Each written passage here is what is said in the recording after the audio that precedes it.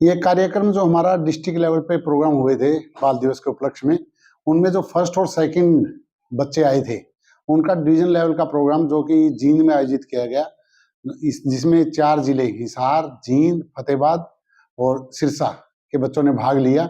और ये कार्यक्रम 27 तारीख से लेकर 29 तारीख तक आज इसका समापन हो जाएगा।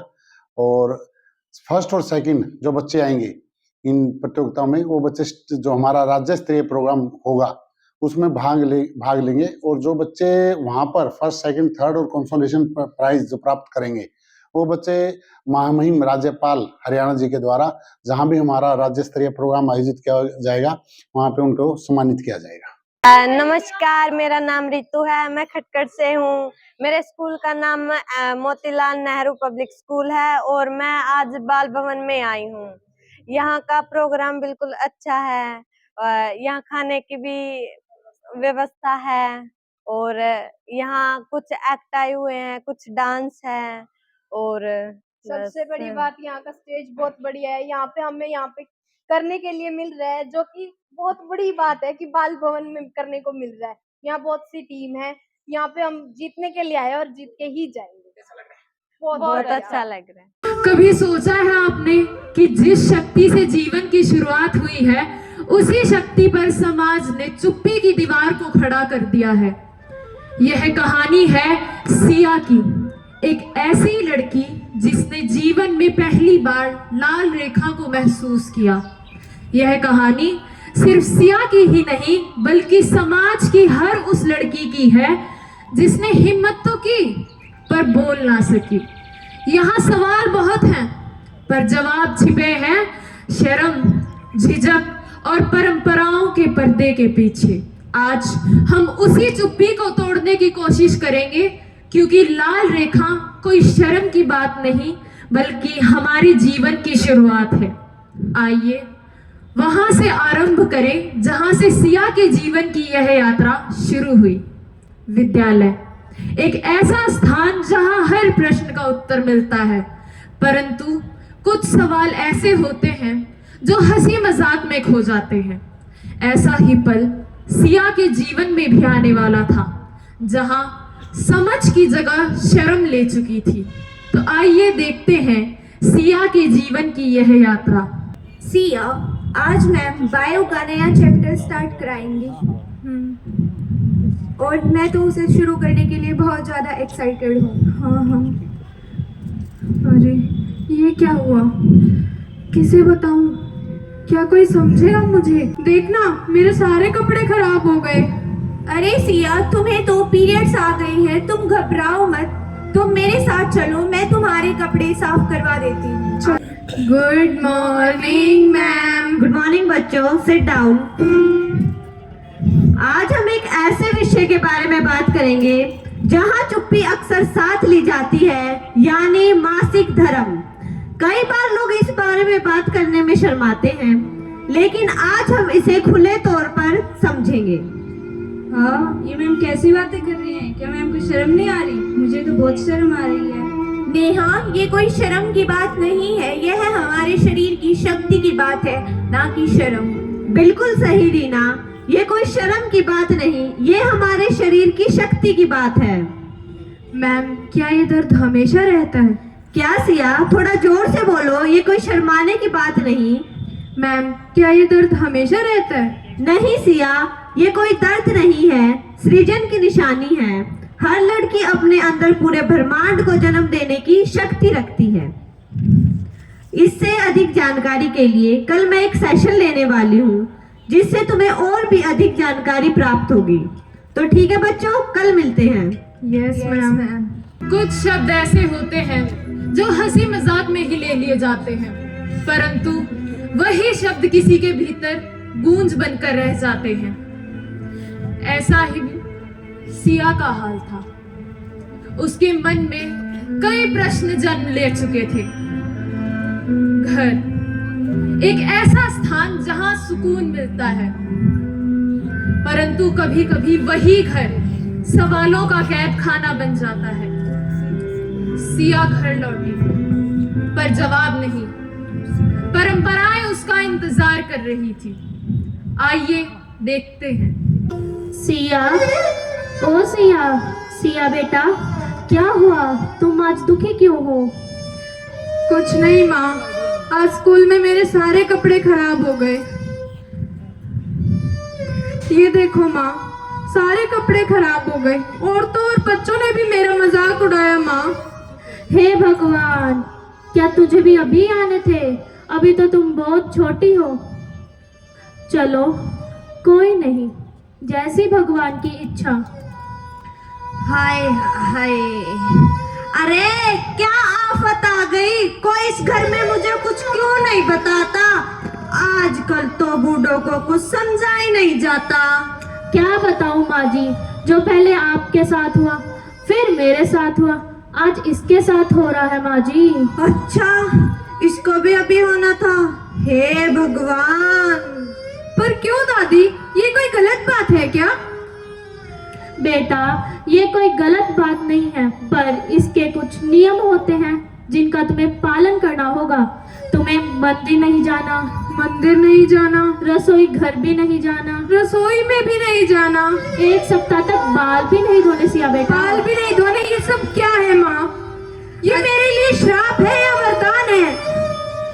और तो और तुम्हें सिर्फ कपड़े का भी इस्तेमाल करना होगा सिया बेटा। कपड़े का भी इस्तेमाल? पर माँ क्यों? अरे तू कितनी जबान लड़ाती है, तेरे से जितना बोला जाए उतना कर। हमारे जमाने में तो लड़कियां अलग कमरे में रहती थी और किसी को बताना भी शर्म की बात था। और ये देखो, दोनों माँ बेटी खुलेआम में बात कर रहे हैं। पर क्यों दादी, ये हमारे लिए शर्म की बात है?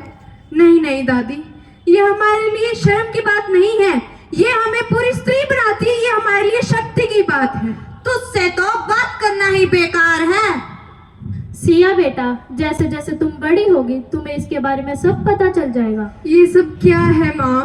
अब तुम ही बताओ समाज वालों कि क्या ये हमारे लिए श्राप है या हमारे लिए वरदान? आजकल घरों में इस चीज के बारे में बात करना शर्म की बात माना जाता है। सिया के साथ भी ऐसा ही हुआ। उसके सवालों को उस घर में ही दबा दिया गया। कभी कभी एक दोस्त ही वो आईना होता है जो हमारी हिम्मत को दिखाता है। रीना वही आईना बनने वाली है सिया के जीवन में। कुछ नहीं रीना, बस पूछो मत।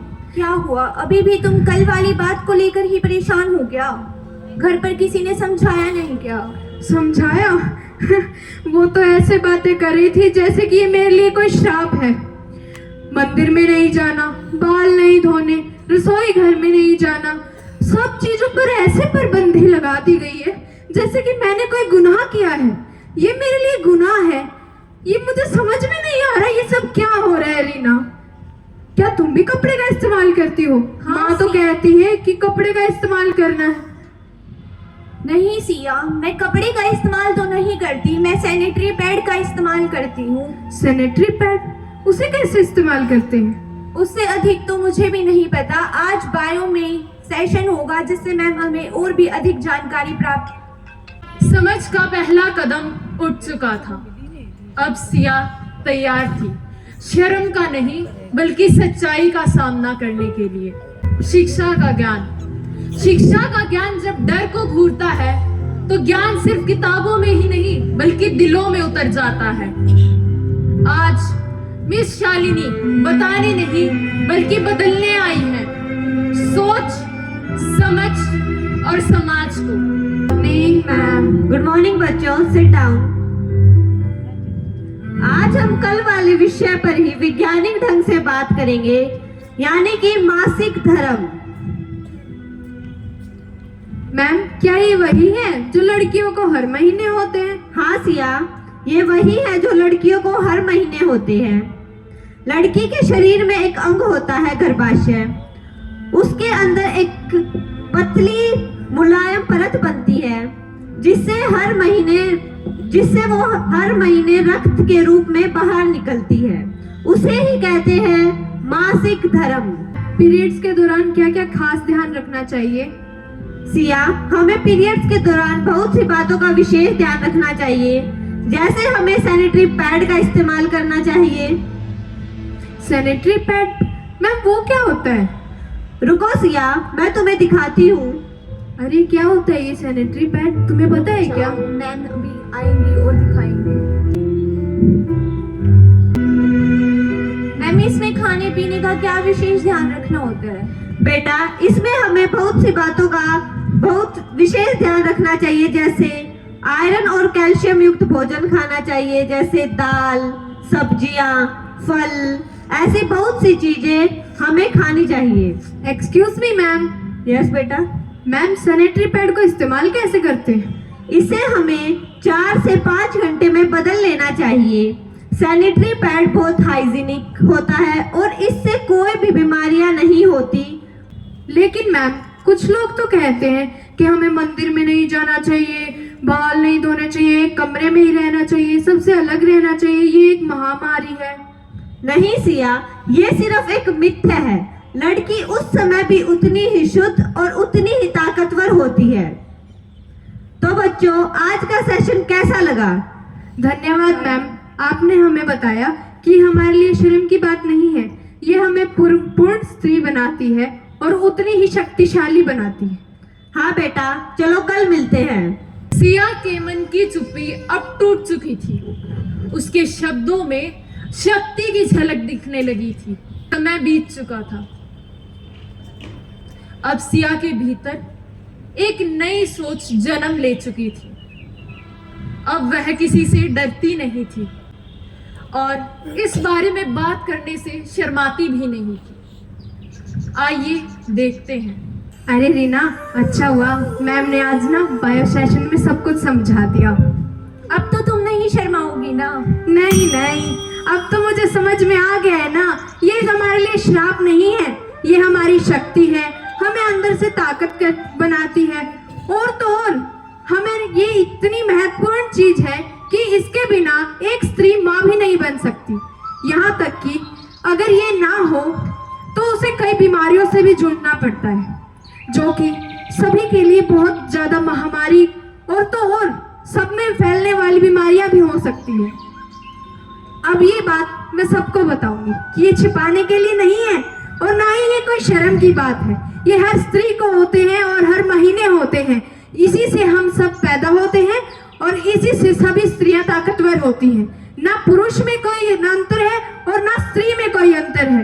यदि कोई स्त्री माँ ना बनती तो हम कैसे पैदा होते? चलो माँ और दादी को भी बताते। हाँ बच्चों, क्या हुआ? हाँ सिया बेटा, हमने तुम्हारी सारी बातें सुन ली।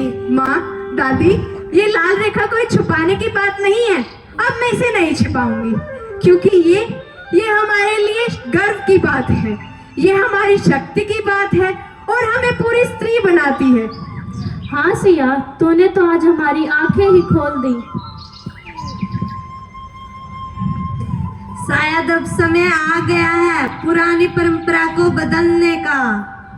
और इस तरह लाल रेखा बन गई है शक्ति की और सृजन की कहानी। अगर चांद ना होता तो तारे ना होते, अगर चांद ना होता तो तारे ना होता, अगर स्त्री ना होती तो हम सारे ना होते, अगर स्त्री ना होती तो हम सारे ना होते। जय हिंद, जय भारत।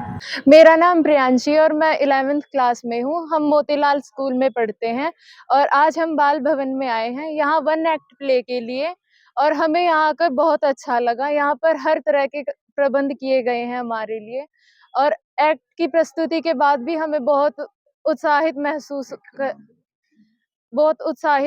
कर रहे हैं। हमारे एक्ट का टाइटल था मासिक धर्म यानी कि मेंस्ट्रुअल साइकिल, जिसके बारे में अक्सर स्त्रियां खुले में बात करने में शर्माती हैं। तो हमने इसी विषय को अपना एक्ट बनाया क्योंकि यह हमारे लिए जरूरी है, क्योंकि स्त्रियों को जागरूक करना बहुत जरूरी है। प्रस्तुति देने के बाद हमें बहुत अच्छा लग रहा है और हमें पूर्ण विश्वास है कि हम यहाँ से स्थान प्राप्त करके ही जाएंगे।